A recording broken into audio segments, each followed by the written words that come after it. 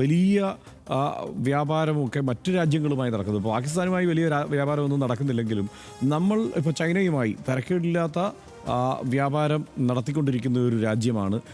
ഒരേ സമയം ചൈനയുമായും അല്ലെങ്കിൽ അമേരിക്കയുമായും ഒക്കെ ഒരു നല്ല നയതന്ത്ര ബന്ധം വെച്ച് പുലർത്തുന്നു ഇപ്പോൾ ഇന്ത്യ. റഷ്യയുമായി അങ്ങനെ തന്നെയാണ്. ഇതൊക്കെ ആയിരിക്കുമ്പോൾ എനിക്ക് തോന്നുന്നത് ഇന്ത്യക്ക് കിട്ടിയിരിക്കുന്ന ഒരു ഗുണം എന്ന് പറയുന്നത് ഈ പാകിസ്ഥാനിലെ മുതിർന്ന നേതാക്കന്മാരുടെ തുറന്നു പറച്ചിലാണ്. കാരണം ഞങ്ങൾ ഭീകരപ്രവർത്തനത്തെ പ്രോത്സാഹിപ്പിച്ചിട്ടുണ്ട് എന്ന് പാകിസ്ഥാൻ്റെ നേതൃത്വം തുറന്നു സമ്മതിക്കുന്നു എന്നത് വലിയ നയതന്ത്ര വിജയം തന്നെയാണ് വേറൊരു തരത്തിൽ. കാരണം എനിക്ക് തോന്നുന്നത് അങ്ങനെ ഒരു തുറന്നു പറച്ചിൽ അവർ നടത്തിയത് ഇന്ത്യ അറ്റാക്ക് ചെയ്യുന്നതിന് മുൻപ് അവർ നയതന്ത്രപരമായ ഒരു നീക്കം നടത്തിയതാവാൻ സാധ്യതയുണ്ട്. കാരണം ഇന്ത്യ ഇപ്പോൾ ഇങ്ങനെ ഒരു സമീപനമായിരിക്കും സ്വീകരിക്കുക. ഒരു യുദ്ധത്തിലേക്ക് പോകില്ല, തിരിച്ചടിയിലേക്ക് പോകില്ല. അതിന് പകരം പക്വതയോടെ കാര്യങ്ങൾ വിലയിരുത്തി തീരുമാനിക്കട്ടെ എന്നുള്ള നിലപാടായിരിക്കും അവർ കൈക്കൊള്ളുക എന്ന് കരുതി കാണും. മാത്രമല്ല ഇന്ത്യൻ നേതാക്കൾ എന്തായാലും കഴിഞ്ഞ കുറച്ച് ദിവസമായിട്ട് നമ്മുടെ ഇംഗ്ലീഷ് ചാനലുകളൊന്നും കാണുന്നില്ല എന്ന് തോന്നുന്നു. അതുകൊണ്ടാണ് വലിയ തീരുമാനത്തിലേക്കൊന്നും പോകാത്തത്.